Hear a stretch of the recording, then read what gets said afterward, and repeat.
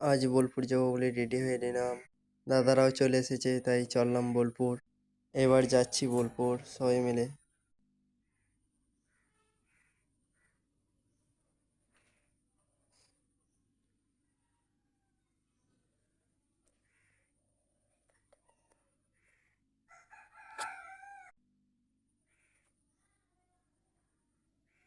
মুলুকের medical চলে এলাম।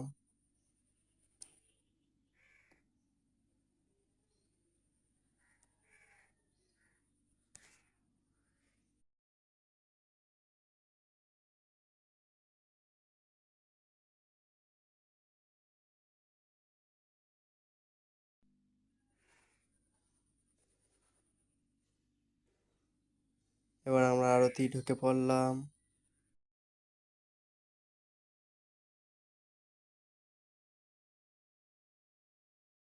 দাদা ভাবলো এটিএমে টাকা তুলে নি, তাই ঢুকে পড়লাম এই টাকা তুলতে। দাদা টাকা তুলে নিল।